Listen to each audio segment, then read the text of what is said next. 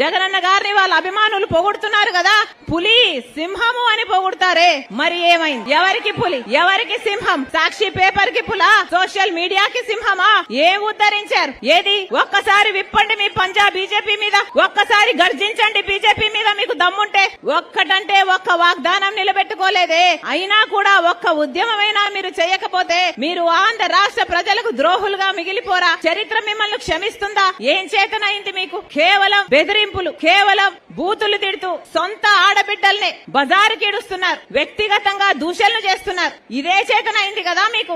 మీకు పోలవరం సాధించడం చేతనైందా? మీకు స్పెషల్ స్టేటస్ సాధించడం చేతనైందా? మీకు రాజధాని సాధించడం చేతనైందా? మీకు పరిపాలన చేతనైందా? ఇది పాలన అంటారా? దిక్కుమాలిన పాలన అంటారా? ఇంకో వైపేమో చంద్రబాబు గారు అసెంబ్లీ సాక్షిగా పాలక పక్షము బీజేపీతో ఉన్న సంబంధాల వల్ల విభజన హామీలు మొత్తం అన్ని సాధించుకోగలిగాము, సమస్యలన్నీ పరిష్కరించుకోగలిగాము అని నిస్సిగ్గుగా అబద్దాలు చెప్తుంటే టీడీపీ పార్టీ ఒక్క మాటైనా మాట్లాడిందా? తెలుగుదేశం పార్టీ గురించి చూస్తున్నాం. చంద్రబాబు గారిని ఢిల్లీ వాళ్ళు పిలిచారట, ఈయన పరిగెత్తుకుంటూ పోయాడట. ఇది విచిత్రంగా లేదా? పోనీ పరిగెత్తుకుంటూ పోతే పోయాడు, పొత్తు పెట్టుకుంటే పెట్టుకున్నాడు. అయ్యా మాకు స్పెషల్ స్టేటస్ ఇస్తేనే మేము పొత్తు పెట్టుకుంటామని ఒక్క కండిషన్ అయినా పెట్టుకోలేకపోయాడా? అది లేదు. ఎందుకంటే ఆయనకు చిత్తశుద్ధి లేదు కాబట్టి. వాళ్ళు పిలిచారట, ఈయన పోయారట. పిలిస్తే పోవడానికి, ఆపుతే ఆగమనడానికి ఈయన ఆంధ్ర రాష్ట్ర ప్రజలకు ప్రతిపక్ష నాయకుడా లేకపోతే బీజేపీ కార్యకర్తన?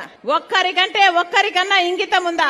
ఆంధ్ర రాష్ట్ర ప్రజలకు ప్రత్యేక హోదా అన్నది ఎంత ముఖ్యమో ఒక్కరికంటే ఒక్కరికైనా ఆంధ్ర రాష్ట్ర ప్రజల గురించి ఆలోచన ఉందా? ఒక్కరికి కూడా లేదు.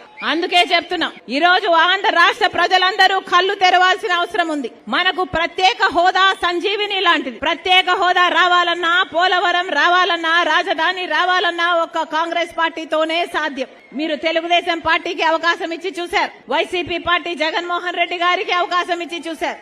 ఏ ఒక్కరు ప్రత్యేక హోదా కోసం పోరాటాలు చేయలేదు.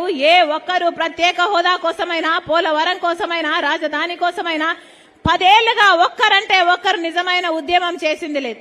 మరి ఇది దగా కాకపోతే దీన్ని ఏమంటారు? అందుకే చెప్తున్నాం, కాంగ్రెస్ పార్టీ మీ పార్టీ, కాంగ్రెస్ పార్టీ రాజశేఖర రెడ్డి గారి పార్టీ, కాంగ్రెస్ పార్టీ మన పార్టీ. కాంగ్రెస్ పార్టీకి ఓటేద్దాం, ఆంధ్ర రాష్ట్ర హక్కులన్నీ సాధించుకుందాం.